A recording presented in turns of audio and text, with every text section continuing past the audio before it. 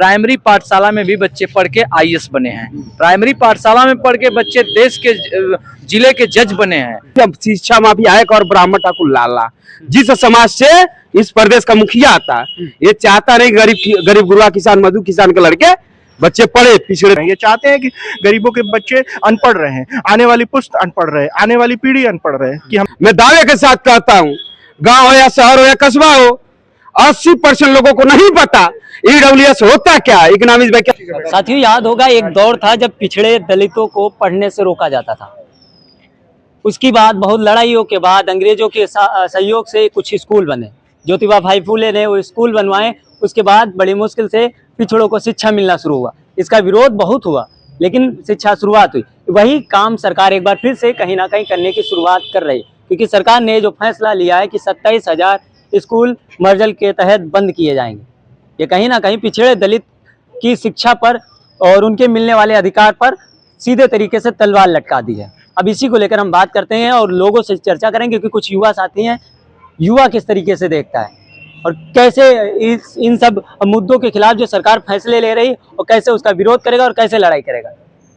Sir, कैसे देखते हैं कि सरकार एक बार फिर से पिछड़े दलितों की शिक्षा पर कहीं ना कहीं तलवार लटका दी है?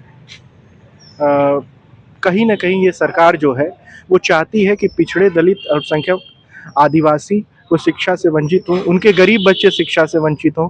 तो उसके तहत इन्होंने ये मर्जर का नया प्लान लेके आए हैं। एक तरीके से इनकी नई स्कीम है जो इनके लिए काम करती है।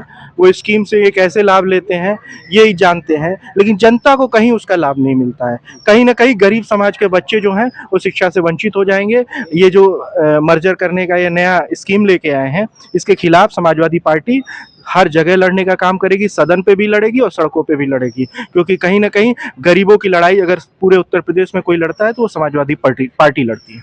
आपने कहा सरकार जनता को कुछ नहीं दे रही, लेकिन यहाँ पर देने की बात नहीं, जिस तरीके से शिक्षा का अधिकार कहीं ना कहीं छीनने की बात हो। तो अगर ये सरकार स्कूल बंद करके क्या संदेश देना चाह रही, क्या कहना क्या चाह रही है? ये सरकार कहीं ना कहीं मैं आपसे बताना चाहता हूँ कि ये चाहती है कि गरीबों के बच्चे, पिछड़े दलितों, आदिवासी, अल्पसंख्यकों के बच्चे सरकार से सवाल न करें, आने वाली पीढ़ी जो है ऐसे सरकारों से सवाल न करे।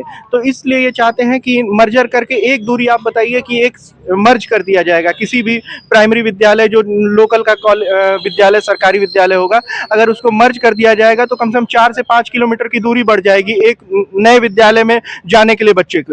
लेकिन कहीं ना कहीं गरीब का बच्चा के 4-5 किलोमीटर 3 किलोमीटर कैसे जाएगा? वो किसी तरीके से तो अपने गांव के शिक्षण संस्थानों तक वो पहुंच पाता है। तो ये चाहते हैं कि गरीब का बच्चा पढ़ ना पाए, क्योंकि वो पढ़ लिख लेगा तो भविष्य में वो सरकार से सवाल करेगा, जागरूक रहेगा। ये चाहते ही नहीं है कि गरीबों के बच्चे जागरूक से सवाल ना कर सके। क्या ये मान लिया जाए कि सरकार भी वही पुरानी विचारधारा पर चली गई कि जहाँ पर पिछड़ों से पढ़ने का अधिकार छीना जाता था, पिछड़ों को पढ़ने का हक नहीं दिया जाता था? बिल्कुल, आप सही बात कर रहे हैं। ये जो मौजूदा सरकार है, कहीं ना कहीं आप कई भर्तियों का रूप देख लीजिए, 69,000 शिक्षक भर्ती जो कि हमारे सामने है, और कहीं ना कहीं कई भर्तियों में आप देख लीजिए कि नॉर्मलाइजेशन के तहत नंबर बढ़ घट जाते हैं। फिर उसके अलावा भी शिक्षक भर्ती में आपने देखा कि किस तरह से पिछड़ों के कोटे को खत्म किया गया।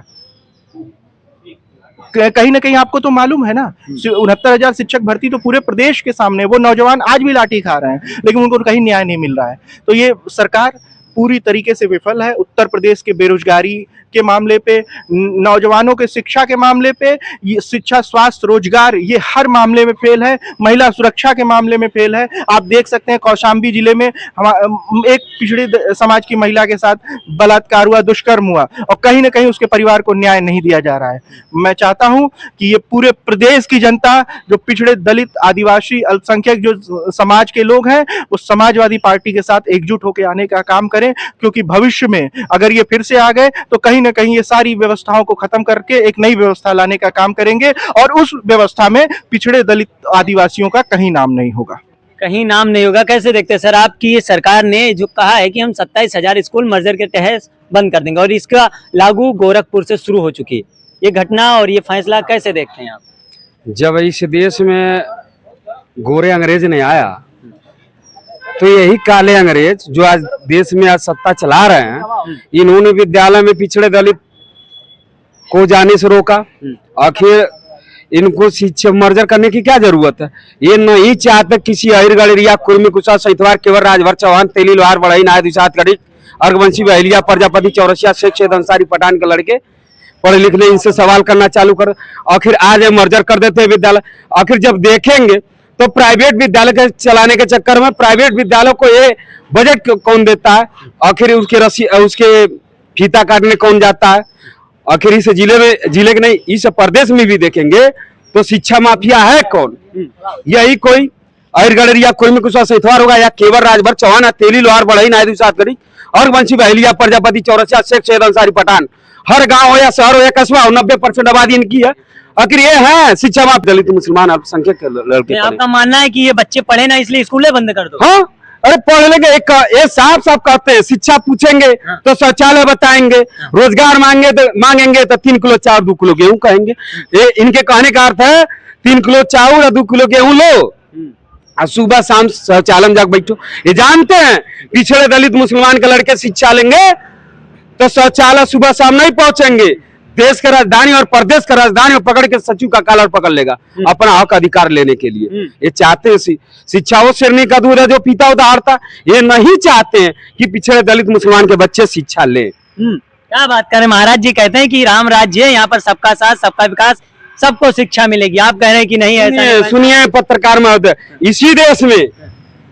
इसी देश में जब पिछड़े दलित मुसलमान के बच्चे पढ़ना जारी किया और अपने दम पर आगे बढ़ना चालू किया तो इसी देश में क्या लाया गया 10% EWS सर्विस। होता क्या है, उनको छूट दिया गया 10%। जिसकी आबादी देश में 10% उसको ऑलरेडी 10% दिया गया और हक से मारे जा रहे। हमारे आपका 3 पैरामीटर दिए गए जिनमें पहला पैरामीटर के 8 लाख रुपए हर साल का इनकम होना चाहिए और दूसरा पैरामीटर 5 एकड़ खेती होना चाहिए, तीसरा 2400 स्क्वायर फीट मतलब कहीं दो बिस्सा या 2 कट्ठा। यही पैरामीटर 2 कट्ठे 2 बिस्से का मकान वाला कौन गरीब हो, ब्राह्मण ठाकुर लाला को दिया गया। मैं पूछना चाहता हूँ कि अहिरगढ़ या कुर्मी कुशवा सहितवा या केवल राजभर चौहान तेली लोहार बढ़ई नायद विषाद गढ़ी अर्घवंशी बहलिया प्रजापति चौरसिया जायसवाल शेख सैयद अंसारी पठान किसके पास है? हर गांव में 90% आबादी होगी, शहर या कस्बा होगा, बाकी नहीं है इनके पास। सवाल सुनिए, सवाल वो नहीं है, लेकिन सवाल ये कि लगा जो शिक्षा की बात है सरकार 27,000 स्कूल बंद करके कहना क्या चाहती, क्या करना चाहती? देखिए इसी 69,000 वैकेंसी में 16,000 कुछ वैकेंसियां जो पिछड़े समाज का हक हिस्सा मारा गया और 60,244 वैकेंसी आई थी जिनमें 30,118 वैकेंसी में पिछड़ा दलित मुसलमान हुआ, 30,126 वैकेंसी में ब्राह्मण ठाकुर लाला हुआ। वही तो करना चाहते हैं। ये बाद में कह देंगे तो पढ़े लिखे नहीं है तो कहां से भरेंगे, तो वही तो स्थापित करेंगे। महाराज उनका सरकार का गवर्नमेंट का मानना है कि उसमें 50 बच्चे हैं नहीं, उससे कम है तो इसलिए उनको मर्ज किया जा रहा है। तो उसका देख रेख कौन कर रहा है? आखिर इन्हें कितना बार जांच करवाए विद्यालय को? आज जो प्राइवेटाइजेशन जो विद्यालय बन रहे हैं उसको फंडिंग किसने कर रहा है? किस समाज के विद्यालय चलते हैं? कोई पिछड़े दलित मुसलमान का बच्चा अपना विद्यालय खोल लेता है तो 4 बार साल भर में 4 बार जांच पड़ेंगे और विद्यालय बंद कर दिए जाएंगे। और इनके पिछड़े बीटीएल से आते हैं, ब्राह्मण ठाकुर लाला से आते हैं, बीटीएल ब्राह्मण ठाकुर लाला के यहाँ से आते हैं पैदा लिए तो उनके विद्यालय नहीं बंद किए जाएंगे, उनको फंडिंग किए जाएंगे। विधायक जी आएंगे, सांसद जी आएंगे, एमएलसी आएंगे, राज्यसभा सांसद आएंगे। यही तो नेता नगर जाके ही फीता काट के उनको विद्यालय आगे चला। सभी विद्यालय सभी देखेंगे, प्राइवेट यूनिवर्सिटी प्राइवेट इंस्टीट्यूट या महाविद्यालय सभी तो इन्हीं के हैं। पिछड़े कितने हैं? पिछड़े दलित के नहीं है। ये चाहते नहीं पिछड़े दलित पढ़े, जब पढ़ेंगे तो अपना हक हिस्सा जानता और छीन लेगा। क्यों भैया, क्या कहना है भाई साहब, कितना सहमत है? देखिए इनकी बातों पे मैं सहमत हूँ और मैं एक चीज़ मैं बताना चाह रहा हूँ आप लोगों के माध्यम से, आपके चैनल के माध्यम से, कि सर्वप्रथम शिक्षा की जननी कही जाने वाली सावित्रीबाई फुले ने उन्होंने आवाज़ उठाया कि देश के हर गांव गली में स्कूल होना चाहिए, देश के गरीब बच्चे शिक्षा होना चाहिए। अब उसी शिक्षा को ये लोग जो भारतीय जनता पार्टी की सरकार है इसको बंद कर रही है। इसको फिर से बेरोजगारी की तरफ हम लोग को गुलाम बनाना चाह रही है। इससे स्कूल बंद करके कैसे गुलाम बना देगी? आप फर्जी बात करें कि गुलाम बनाना चाह रही है। इसलिए बनाना चाह रही है गुलाम कि जब हम शिक्षा नहीं पाएंगे, ग्रहण नहीं कर पाएंगे तो हम मुझे रोजगार से वंचित हो जाएंगे। इसलिए इस शिक्षा के मामले में गुलाम बनाना चाह रही है। बाबा साहब भीमराव अम्बेडकर ने एक सपना था उनका, दिखाया था कि गांव के हर गरीब के बच्चे पढ़े लिखेंगे और उनको शिक्षा मिलेगी, तब जाके अपना हक और अधिकार मांगेंगे, IAS PCS बनेंगे, देश की रक्षा करेंगे। सबसे ज्यादा देश के सरहद पे रक्षा करने वाले ये पीढ़ी समाज के लोग हैं। जब तक हम शिक्षा नहीं लेंगे तब तक कैसे कंपटीशन क्वालिफाई करेंगे? यही तो बात है। सावित्रीबाई फुले साहब ने, ज्योतिबा फुले साहब ने, छत्रपति साहू महाराज जी ने, ये सभी लोग ने मिलकर एक बड़ा विशाल कायम किया था कि हमारे देश के लोग, गरीब के गरीब बच्चे शिक्षा पाएंगे और देश का विकास होगा, खुद का विकास होगा। लेकिन अब सरकार जो स्कूल बंद करने की बात कर रही है कि मर्जर के तहत बंद किए जाएंगे, तो इससे क्या नुकसान, क्या है, क्या नुकसान है सरकार का, और अगर बंद होते हैं तो आम जनमानस का क्या नुकसान होगा? इसमें सबसे बड़ा आम जनमानस का नुकसान है, इसलिए कि जो गरीब बच्चे हैं, स्कूल अगर बंद कर दिए जाएंगे तो गरीब बच्चे कहाँ पढ़ने जाएंगे? अगर दूरी पे स्कूल रहेगा, मैं प्राइवेट विद्यालय में गरीब बच्चे नहीं पढ़ पाएंगे। तो इसको बंद जब कर दिया जाएगा तो सबसे बड़ा नुकसान गरीबों का है, किसानों का है। कहते हैं ना कि राजनीति का गिरता नजारा देखो, ये वक्त है हमारा ना तुम्हारा देखो। मंचों पर सरकारें करती हैं बड़े बड़े वादे, इनका झूठ और सच सारा देखो।